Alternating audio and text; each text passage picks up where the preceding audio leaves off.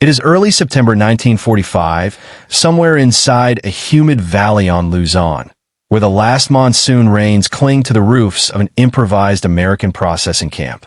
The war has ended only weeks earlier, yet the air still carries the uneasy silence of a world learning how to breathe again. The Japanese women, civilian nurses, clerks, and volunteer auxiliaries once attached to military units, stand quietly beneath the shade of a canvas awning.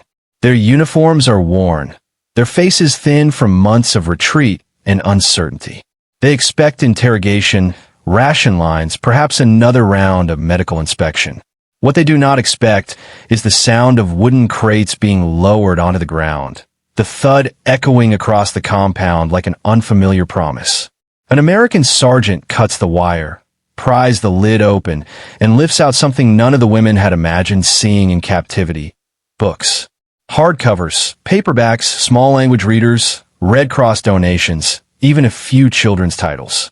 The women exchange cautious glances, unsure whether this is a mistake, a gesture, or some strange form of psychological assessment. Yet this simple act, books placed into hands once bound by war, marks a quiet shift, one that would ripple far beyond this moment. And to understand how it came to be, we must first understand the world that shaped it. To understand why Japanese women found themselves standing in an American-run processing camp on Luzon in 1945, surprised by the quiet arrival of donated books, we must step backward into the layered turmoil of the Pacific War. The conflict had reshaped nations, ruptured societies, and displaced civilians across thousands of miles of islands, mountains, and coastlines. And among those caught within the shifting front lines were women, nurses, Red Cross volunteers, clerical aides, communication assistants, and civilian support workers, who were swept along by the war machine of Imperial Japan. By late 1944, the Pacific Theater had entered its decisive phase. The American island hopping campaign, launched in 1943, had begun closing the long arc of Japanese defenses from the Solomons to the Marianas. Saipan fell in July 1944, Tinian days later, and Guam soon after. These losses pierced the inner defensive ring that Tokyo had hoped would hold the Allies at bay. The fall of these islands also had a lesser-known consequence. Civilian women who had accompanied Japanese military units, or who had been evacuated late, were sometimes captured, stranded, or displaced amid the collapse of organized resistance. Then came the Philippines. The American return to the archipelago, beginning with the Leyte landings in October 1944, unleashed one of the most complex campaigns of the entire war. The Philippines had once been a major symbol of Japanese victory. Now it became the stage for their most fragmented retreat. As American forces advanced across Luzon, Mindoro, and other islands, thousands of Japanese combat personnel fell back into mountains and forests. But trailing behind many units were non-combatants: medical orderlies, civilian typists, women attached to Transport Corps, and volunteer auxiliaries who had been assigned clerical or support duties when manpower shortages grew severe. For these women, capture was never part of the plan. Japanese wartime ideology taught that surrender was unthinkable. Civilians working with the military had absorbed similar beliefs, that Allied forces would show no mercy, that imprisonment meant humiliation or worse. These ideas were rooted in both propaganda and cultural expectations, reinforced from 1937 onward. As a result, when defeat loomed, many women followed retreating units into remote terrain rather than accept captivity. Some attempted to hide. Others simply waited, unsure whether help, rescue, or the end of the war would arrive first. But the end did arrive. The atomic bombings of Hiroshima and Nagasaki in early August 1945, combined with the Soviet invasion of Manchuria, forced Japan to announce its acceptance of Allied surrender terms on August 15th. The formal signing aboard the USS Missouri followed on September 2nd. In the weeks between the announcement and the formal ceremony, Allied forces across Asia and the Pacific began processing thousands of Japanese soldiers and civilians who emerged from hiding. Some starving, some injured, many uncertain of their fate. American commanders in the Philippines issued instructions to establish collection and processing points for all Japanese personnel, including women and non-combatants. These sites were intended to provide medical evaluations, basic shelter, and controlled movement ahead of eventual repatriation. Reports from the time show that women were often kept in separate compounds or designated areas for safety and organization. The U.S. Army, following guidance aligned with the 1929 Geneva Convention, though Japan itself had not ratified it, aimed to maintain structured and humane conditions for all internees. Yet the emotional distance between Japanese expectations and American policy remained vast. Many women arrived malnourished, cautious, and deeply afraid, prepared for hostility, punishment, or interrogation. What they encountered instead was a system run by military police, medical corpsmen, and relief organizations working to stabilize the immediate post-war chaos. Supplies remained limited, but the Americans attempted to distribute essentials: blankets, water, rations, and basic hygiene materials. The Red Cross and local humanitarian groups began contributing additional items when possible. This sudden contrast between wartime fear and post-war treatment set the psychological stage for the moment that would later stand out so sharply: the arrival of books. For the women in the Luzon processing camp, books were not merely objects. They were symbols of normalcy, learning, civilization, and a world beyond the collapse of an empire. But before those books could reach their hands, there were deeper historical currents that made such an encounter even more unexpected. That context lies in Japan's own wartime policies toward prisoners, and how starkly different the American system would appear to those who had grown up under a very different military ethos. And that is where the next part of the story begins. To understand why those Japanese women reacted with such quiet astonishment when books were placed before them, we must examine the world in which they had lived throughout the war, a world defined by strict military hierarchy, ideological discipline, and an informational environment tightly controlled by the state. Japan's wartime system shaped the expectations, fears, and assumptions that many civilians, especially women attached to military formations, carried with them into captivity. In pre-war Japan, women's roles were closely tied to service, duty, and national morale. When the empire expanded across East Asia and the Pacific, thousands of women were assigned to nursing units, communication offices, transport bureaus, and volunteer support organizations. They were not frontline combatants, but their proximity to military life meant they absorbed the same wartime messaging that shaped soldiers: loyalty before life, obedience without hesitation, and the belief that surrender was dishonorable. Such ideology flowed through schools, media, and community associations. Information in wartime Japan served a singular purpose: to maintain morale and unity. Newspapers and broadcasts celebrated victories long after tides had turned. Defeats were minimized, losses concealed, and Allied advances described as temporary setbacks. Civilians were taught that Americans were brutal, unpredictable, and hostile toward Japanese prisoners. Stories circulated that surrender would lead to mistreatment or exploitation. This climate of fear was not accidental. It was a deliberate tool of national survival. By contrast, American doctrine and policy during World War II pushed for structured treatment of captured personnel. While conditions varied across different theaters and circumstances, U.S. command generally recognized the value of maintaining orderly, humane internment. Aside from moral considerations, there were practical incentives. Orderly handling reduced disease, unrest, and violence. It reflected Allied commitment to international law, and it provided better standing when advocating for improved treatment of Allied prisoners in Japanese hands. Yet the gap between the two systems went far beyond policy. For captured Japanese women, entering an American-controlled environment meant entering a space governed by completely different assumptions: less ideological rigidity, more emphasis on pragmatic stability, and a deliberate effort to reduce tension during a fragile post-war transition. The shock they felt often came not from generosity alone, but from the collapse of mental barriers built over years. Books, in this context, carried a significance that extended far beyond their pages. For much of the war, reading materials in Japanese communities, whether at home or in garrisons, were limited and heavily curated.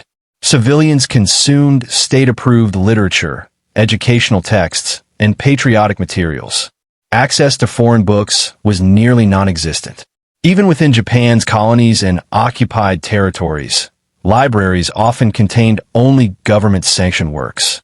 By 1945, the informational collapse was complete. Many of the women captured in the Philippines had been separated from their belongings for months. Some had evacuated with nothing but a small pack containing rations or medical supplies. Others had fled into the mountains during the Luzon campaign, where survival took precedence over all else. Books, as objects of learning or leisure, disappeared from their lives in the final year of the war. When the Americans arrived with crates of donated materials, English readers, dictionaries, donated fiction, children's books, and Red Cross educational pamphlets, they reintroduced a world of ideas that many of the women had not encountered for years. Even if most could not read English fluently, the gesture itself held symbolic meaning. It implied trust, stability, and the beginning of something beyond the rigid wartime mindset that had defined their existence. But this moment was also shaped by logistical and administrative details. American supply officers coordinating camp operations relied on whatever non-essential materials could be obtained. Red Cross representatives, chaplains, and local relief workers often contributed books because they were easy to transport, required no rationing, and provided both morale and educational value to internees awaiting repatriation. The gesture was practical, not purely sentimental. Still, the women's surprise was genuine. They had expected commands, interrogations, and strict military routines.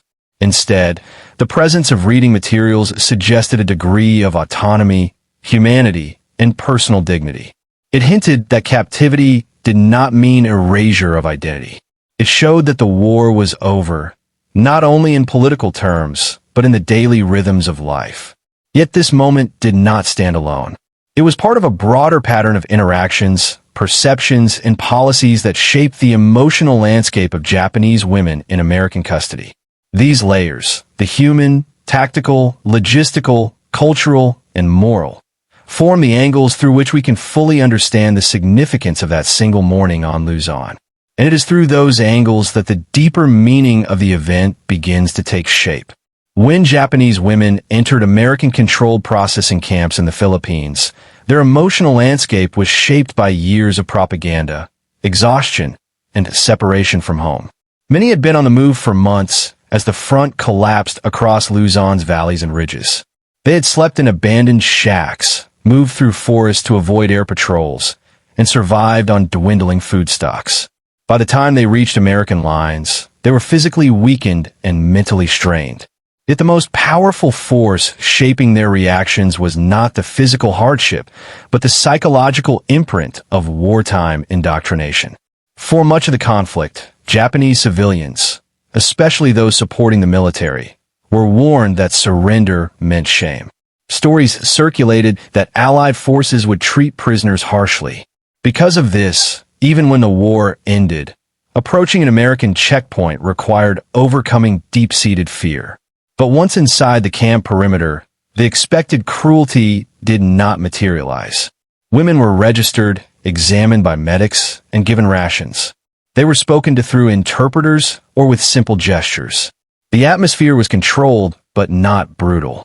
The fear that had followed them dissolved slowly, replaced by confusion at the unexpected structure and relative calm. Within this fragile emotional state, the arrival of books created an entirely different reaction.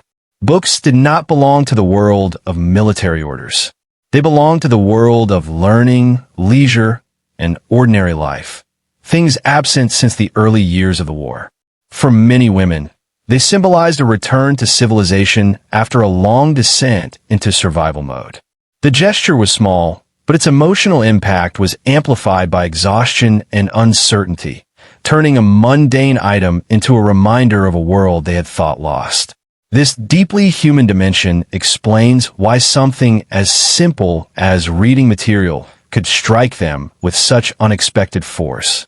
The presence of Japanese women in American custody was not a common occurrence during most of the Pacific War. Japan did not typically deploy female personnel into frontline combat zones. But as the conflict intensified in 1944 and 1945, the boundaries between civilian and military spheres dissolved. In the Philippines, Japanese administrative centers employed women as clerks, typists, nurses, and communication assistants. Many followed their units during movements or evacuations. When the Americans launched the Luzon campaign in January 1945, they moved rapidly. U.S. 6th Army forces advanced from Lingayen Gulf toward Manila, while other formations pushed into central Luzon and the northern highlands. Japanese lines broke apart under the pressure of superior Allied firepower and mobility. Retreating troops became fragmented, and medical and clerical units were often swept along with them. Women attached to these units faced unique dangers. They lacked weapons, training, and reliable means of movement. Some tried to reach Japanese strongholds in the mountains. Others hid in villages or forests. A number were discovered by Filipino civilians, guerrilla units, or American patrols. The majority did not resist capture. By the final months of the war, many were exhausted, injured, or living with little more than the clothes they carried. American field reports from mid-1945 show a growing number of non-combatant Japanese women located during cleanup operations. They were categorized, recorded, and taken to temporary holding areas before being moved to centralized processing camps. These procedures followed standard U.S. military guidelines for handling displaced civilians and personnel affiliated with enemy forces. This tactical chain, retreat, separation, discovery, and processing, explains how a group of women ended up in places like the Luzon camp where books were eventually distributed. It also reveals that their captivity was not the dramatic battlefield capture that wartime propaganda had warned them about, but a gradual, administrative process shaped by the collapse of Japan's military structure. The arrival of books in the hands of Japanese women POWs might seem unusual for wartime logistics, but it resulted from a combination of practicality and humanitarian policy. After Japan's surrender was announced, American commands in the Philippines, faced with thousands of Japanese soldiers and civilians emerging from hiding, focused on maintaining order through routine. Camps needed structured activity, predictable schedules, and morale-stabilizing measures to prevent unrest. Reading material served multiple purposes.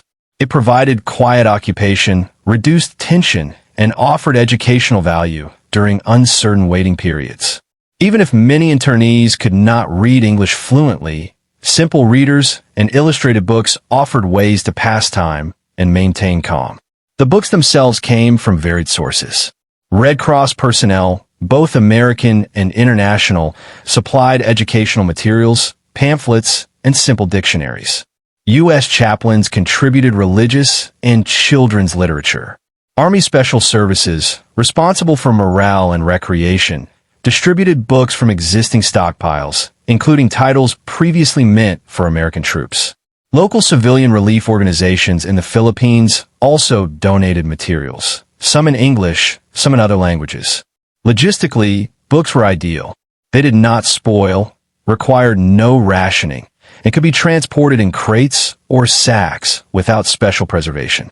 When humanitarian groups asked what the camps needed besides medical supplies, books were often on the list. To American officers, book distribution was an everyday administrative decision. But for the Japanese women receiving them, women who had lived through scarcity, propaganda, and displacement, the gesture held profound symbolic meaning.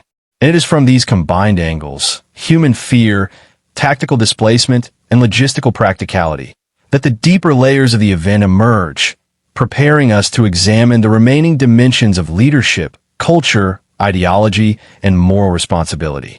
The treatment of Japanese prisoners and displaced civilians in the Philippines was shaped not by improvisation, but by decisions made at multiple levels of American command.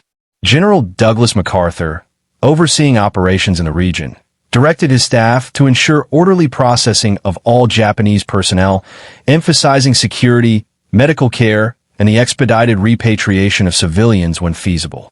These instructions aligned with broader Allied policies designed to stabilize post-surrender territories and Project Authority through structured governance rather than punitive chaos. At the camp level, the officers who administered daily operations, usually lieutenants and captains from military police or civil affairs units, carried out these directives with practical clarity. Their priorities included sanitation, food distribution, and preventing unrest. Non-essential items, such as books, paper, and writing supplies were approved not as luxuries, but as tools to maintain morale and reduce idle anxiety. For American leadership, humane treatment was both a moral stance and a strategic one. Reports submitted to higher command frequently mentioned that calm, predictable routines helped maintain discipline among internees, especially those emerging from months of extreme propaganda and hardship. Literature, even simple reading material, contributed to that atmosphere. The leadership framework behind these camps explains why the arrival of books was not a randomly compassionate gesture. It was part of a careful effort to construct a stable environment, avoid retaliation or panic, and demonstrate Allied governance during a fragile geopolitical moment. The books were small instruments within a larger system, tools used to transform a surrendering population into a manageable, cooperative community. Their presence was rooted in command policy, not sentimental improvisation. And that makes the women's surprise all the more revealing of the ideological gap between the world they came from and the one they had suddenly entered. To understand why books produce such an emotional response, one must consider the cultural role of reading in Japan before and during the war. Japan had one of the highest literacy rates in Asia by the early 20th century, and education carried deep social value. Even modest households prized books, often preserving school texts or small collections of literature. Reading was not an elite activity. It was a common form of self-cultivation. But the war changed the character of reading. By the late 1930s, Japan's Ministry of Education and Ministry of Information tightened control over published materials. Censorship grew stricter as the conflict expanded. Fiction promoting individualism or moral ambiguity disappeared from shelves. Translations of Western works were removed or heavily edited. Newspapers turned into instruments of national unity, reinforcing sacrifice and duty. For women attached to military units, access to reading materials became even more restricted. Many of them left home with only a few personal items, often practical necessities rather than books. During the long retreat in the Philippines, even those who had carried texts lost them through movement, hunger, or weather. By 1945, reading, once a cultural norm, had become a distant memory. When American personnel distributed books, they unknowingly tapped into a deep cultural reservoir. Even if the women did not understand English well, the physical presence of books represented learning, perspective, and connection to a wider world. Some attempted to decipher English phrases with the help of bilingual pamphlets. Others simply held the books, running their fingers across pages they could not yet fully read. For individuals uprooted by war, books symbolized a restored sense of self. They reminded the women that they were not merely captives or displaced civilians. They were educated individuals from a culture that had long valued written knowledge. The emotional resonance came not only from the gesture, but from what books meant in the Japanese cultural imagination. Perhaps the most revealing angle lies in the moral contrast between the expectations shaped by wartime ideology and the reality encountered in American custody. For years, Japanese civilians have been told that capture meant dishonor. Stories of Allied brutality circulated widely, serving both as psychological armor and a warning against surrender. Women, in particular, were often taught that captivity would lead to exploitation or degradation. When these women arrived at American processing camps, the absence of such treatment created moral whiplash. Instead of cruelty, they encountered routine. Instead of humiliation, they met administrative procedure. Instead of hatred, they found indifference or guarded professionalism. This does not mean the environment was gentle. These were military camps with strict rules, watchtowers, and limited resources. But the morality underpinning American policy stood in stark contrast to the fear-laden expectations the women carried. The humane treatment they received was not an attempt to rewrite the war's brutality, but a practical demonstration of Allied values in the post-war world. The books became a moral symbol precisely because they contradicted everything the women had been taught. They were not instruments of punishment or dominance. They were objects of learning. Their arrival suggested that the victors were not intent on destroying the defeated's identity, but on stabilizing them for repatriation. This moment forced many women to confront a difficult realization. The ideological world they had lived in was collapsing, not only militarily, but morally. The war had built walls around their understanding of the enemy. The arrival of books cracked those walls in a way no speech or command could. And it is at the intersection of these angles, leadership decisions, cultural meaning, and moral contrast, that the story reaches the turning point, where the symbolic gesture becomes a defining moment in the immediate aftermath of Japan's surrender. A surprising bridge between enemies. What made this moment so unusual was not just that books were being given to former enemy nationals.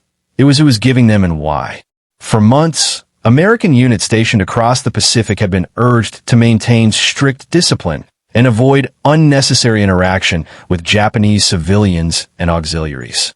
Suspicion still hung in the air. Many soldiers had spent years fighting a brutal war and now found themselves standing only a few feet from people they had once been trained to defeat. And yet, even within these tense boundaries, something unexpected kept appearing in American camps. Books. The Red Cross had shipped thousands. Chaplains carried boxes filled with donated paperbacks. Some officers received crates from home, sent by churches, libraries, even school clubs wishing to help rebuild minds shattered by war. To them, books were more than stories. They were tools of recovery, a way to replace fear and hostility with small, quiet acts of normal life. For many American soldiers, offering a book felt safer and more neutral than offering food or conversation. It wasn't pity. It wasn't political. It was simply human. And for the Japanese women who received them, the gesture struck at an emotion they had tried hard to silence since surrender. Unexpected kindness. The women who had lost their voices. For the Japanese women standing in that Luzon processing camp, books carried a weight far heavier than paper. Many had not held one in months. Some hadn't seen a proper library since before the final years of the war, when shortages grew and entire towns lost schools to bombings or evacuations. A few of the women had once been teachers before being assigned as auxiliaries. Others had studied nursing, language, or domestic sciences in their hometowns. But war had pushed all of that into the background. Their days had become a cycle of moving from one temporary shelter to another, carrying wounded soldiers, packing medical stores, or simply trying to keep themselves safe as front lines shifted. By the time of Japan's surrender, most of them felt stripped of identity, not as enemy civilians, but as people who once had dreams, skills, and futures. So when an American sergeant placed a small stack of books onto a table and motioned for them to approach, there was a hesitation deeper than fear. It was the hesitation of people who weren't sure they were allowed to hope anymore. Yet one by one, they stepped forward. Some reached for language primers.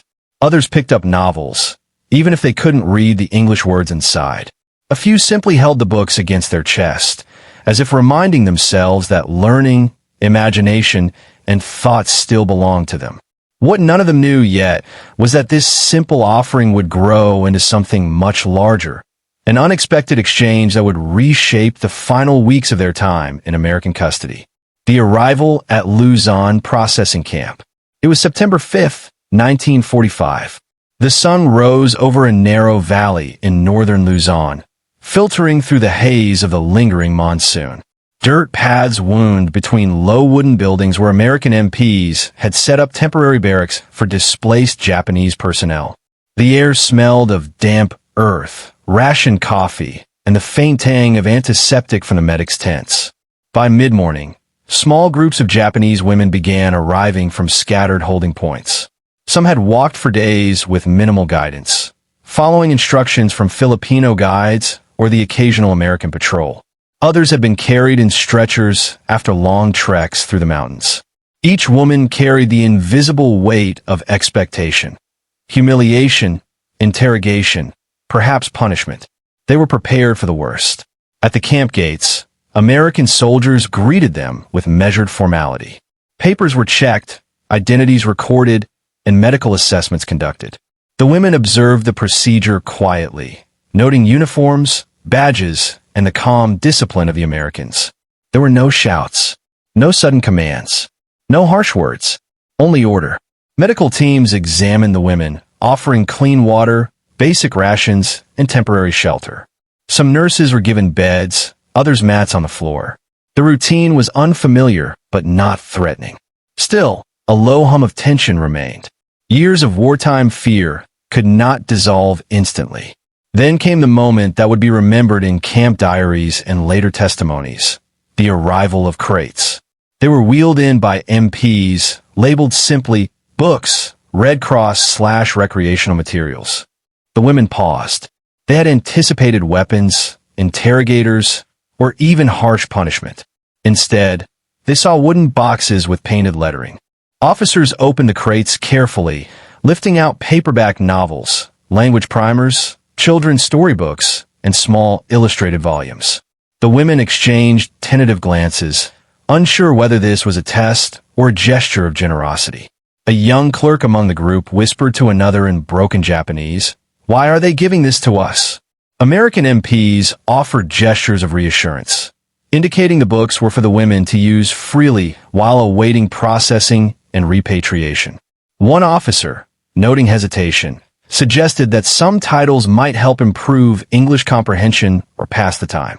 No one demanded, no one judged. The offer was voluntary, calm, and orderly. The women approached slowly. Fingers brushed over covers. Pages rustled in soft wind. A few opened books, glancing at illustrations or attempting to decipher letters. Others simply held them against their chests, as if reclaiming a fragment of self that had been suppressed for years. In that moment, a subtle but profound change occurred. The women's expectation of captivity began to shift. What had been a place of fear became a site of cautious curiosity, of small trust. It was also a turning point for the Americans. Officers recorded reactions, noting the calm response and lack of resistance. Medical teams observed that engagement with books improved morale. Reports described the women smiling for the first time in weeks, even if briefly. The presence of literature had transformed the mundane act of camp registration into a human encounter, bridging decades of cultural and ideological distance. This calm, quiet moment would ripple outward in small ways. It established routines that defined the remainder of the women's stay, set a precedent for distributing educational materials to other POW camps, and provided a psychological buffer that allowed the internees to recover from the years of indoctrination and deprivation they had endured. Yet, as significant as this gesture was, it was only the beginning. The emotional and procedural consequences of distributing these materials would unfold over the following weeks, shaping relationships, morale, and understanding in ways that went far beyond the initial surprise. The quiet revolution of reading. In the days following their arrival, the Japanese women POWs began to understand that the crates of books were not a single act, but part of a sustained effort to provide occupation and stability.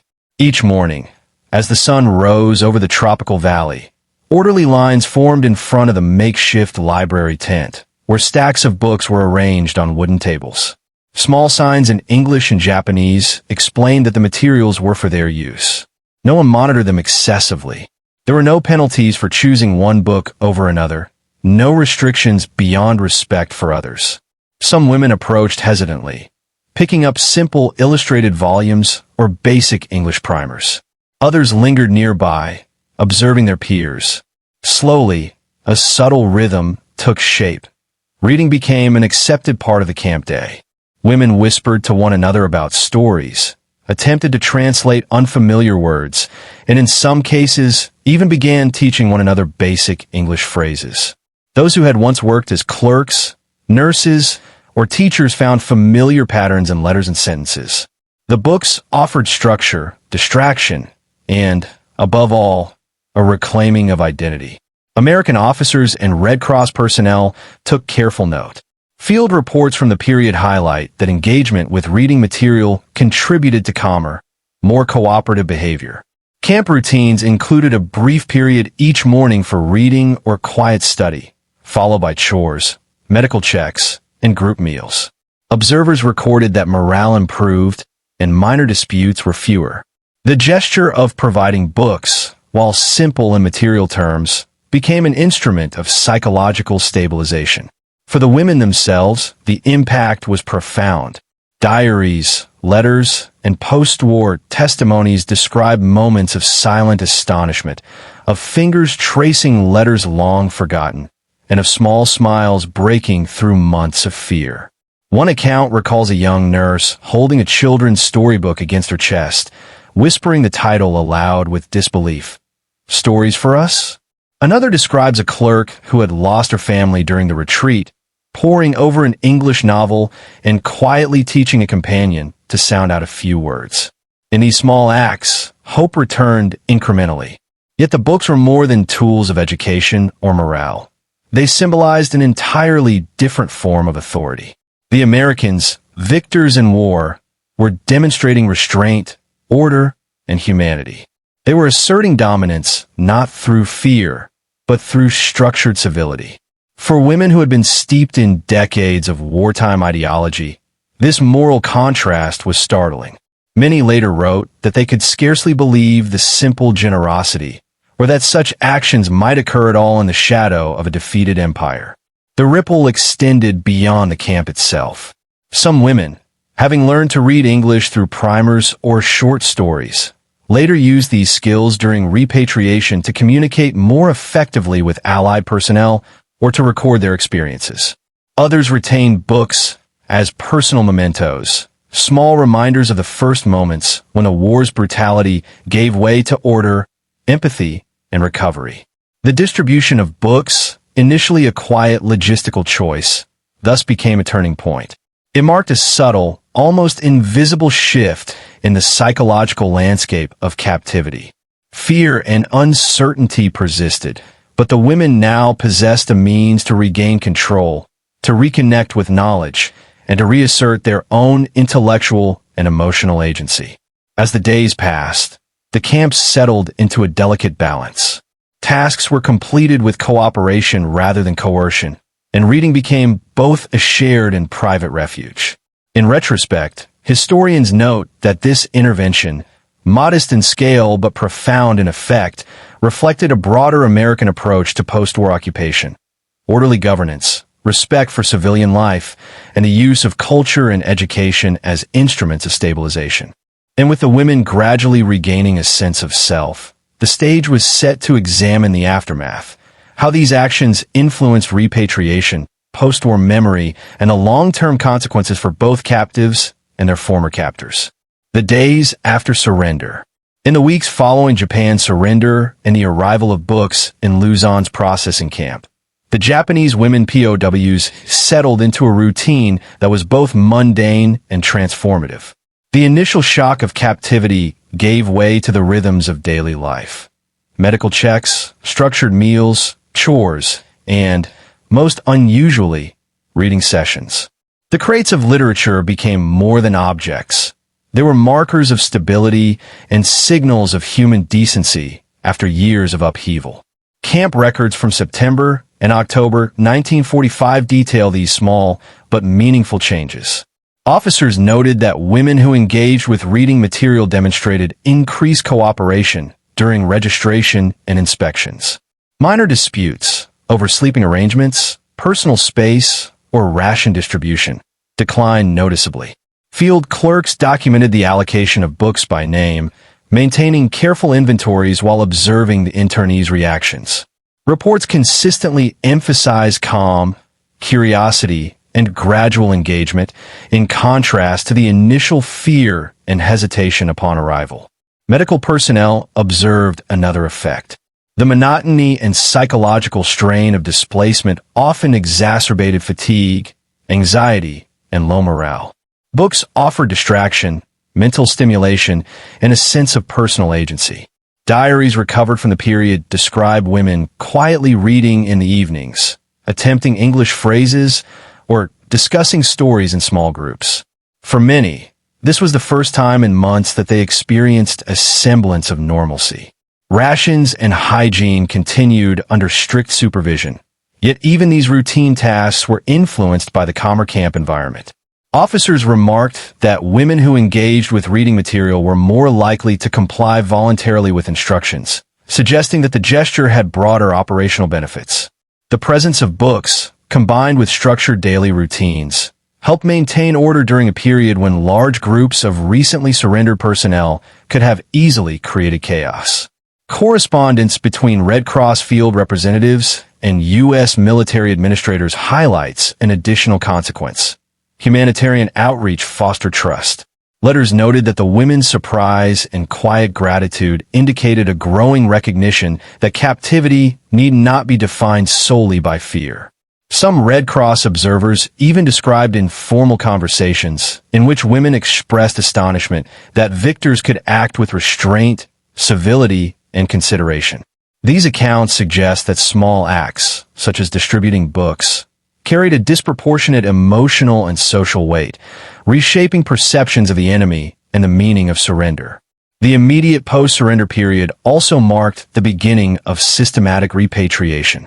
American commanders, working under both logistical and diplomatic imperatives, began organizing transportation for Japanese personnel back to their home islands.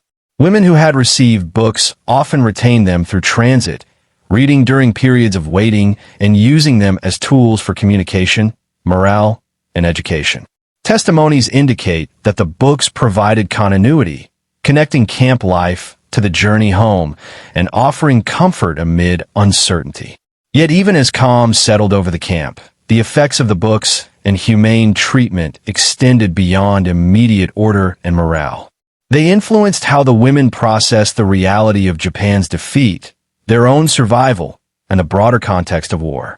The gesture, simple in execution but profound in psychological impact, foreshadowed how post-war reconciliation and reconstruction could be approached, not solely through diplomacy or treaties, but through acts that bridged fear with civility, captivity with respect.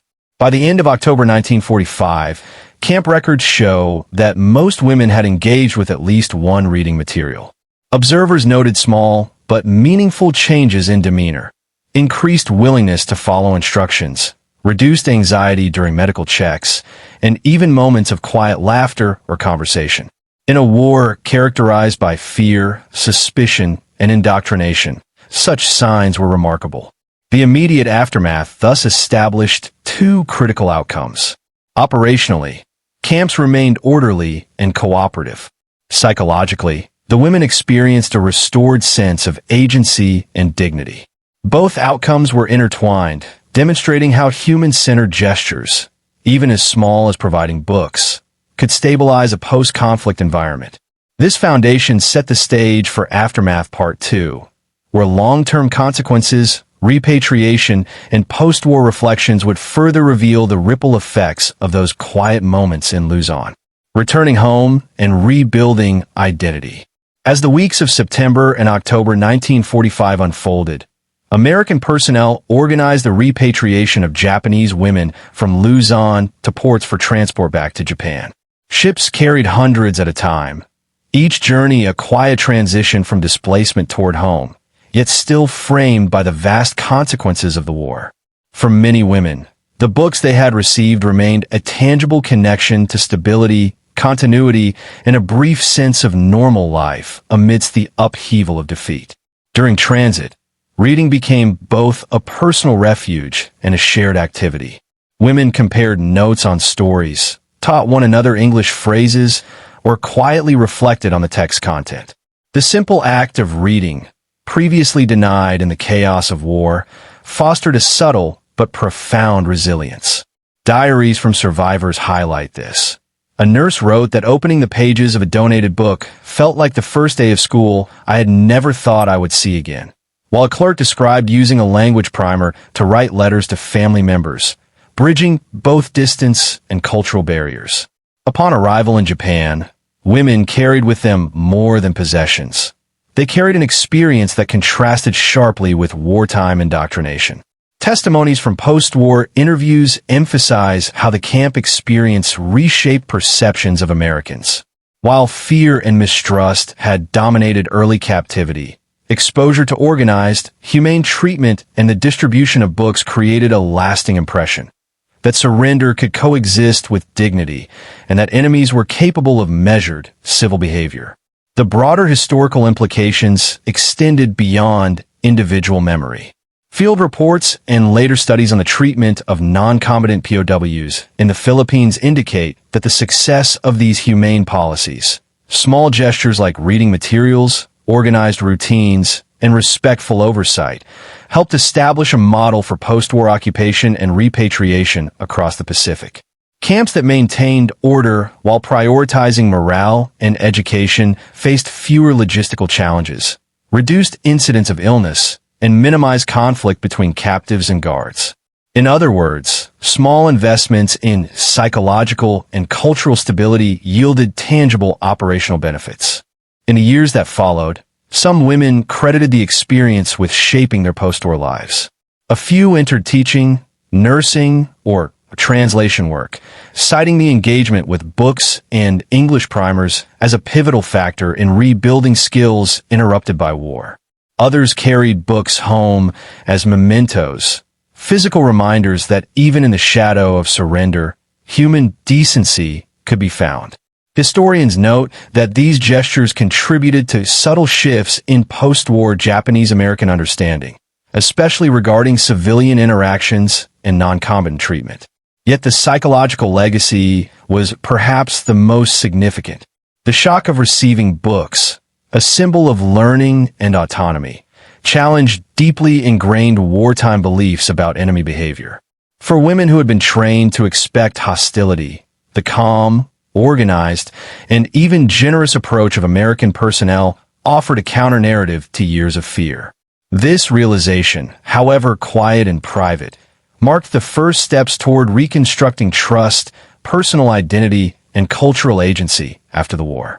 By late 1945, the Luzon processing camps had closed or transitioned to repatriation staging areas. The immediate logistical goals were achieved. Women were returned safely, health stabilized, and administrative processes completed. But beyond these measurable outcomes lay the enduring, less tangible impact. The restoration of dignity, the quiet reclaiming of intellectual life, and the proof that human gestures, however small, could transform the experience of surrender. The story of these Japanese women and the simple act of distributing books illustrates a broader truth. In the wake of global conflict, acts of empathy and education can create ripples that extend far beyond the battlefield, shaping individual lives and influencing historical memory. Books as bridges across war. The image of Japanese women sitting quietly with books in a Luzon processing camp endures, not because of grandeur or heroism, but because of its simplicity. These were ordinary women, caught in extraordinary circumstances, shaped by years of ideology, fear, and survival. And yet, a modest gesture, a stack of books, a moment of calm, a space to read, revealed the profound capacity of human civility to restore dignity and hope. War often reduces people to categories: enemy, civilian, combatant, victim. But the encounter between these women and the American personnel complicates those divisions. Through calm administration, humane policy, and access to knowledge, a small act of consideration became a turning point, quietly transforming fear into curiosity, suspicion into engagement. It is a reminder that even amid the machinery of global conflict, individual actions can create meaningful human consequences. Books, in this context, were far more than reading material. They were symbols of autonomy, continuity, and a life that had been interrupted by war. They offered the women a way to reconnect with their identities: teacher, nurse, student, learner, roles that had been suspended in the chaos of military retreat and defeat. And in doing so, they became instruments of moral clarity, showing that victory does not require humiliation and that surrender need not obliterate humanity. From a historical perspective, the episode reflects broader post-war realities. American policy in the Pacific sought stability, order, and the preservation of life, not merely the exercise of power. The decisions to provide reading material, structured routines, and humane treatment contributed to smoother repatriation, healthier morale, and long-term goodwill. They also created lasting memories for the women involved, shaping how they perceive the defeated and the victors alike. Ultimately, the story of Japanese women POWs receiving books illustrates a quiet, yet profound truth about war and peace. The human kindness, even in small measures, can become a bridge between cultures, ideologies, and histories. It teaches that rebuilding after conflict is not only about borders, treaties, or armies, but about restoring dignity, curiosity, and the small freedoms that define life itself. In the turning pages of those books, one finds a lesson that transcends the war. That even in the darkest times, empathy and understanding can endure and survive to shape a better, shared future.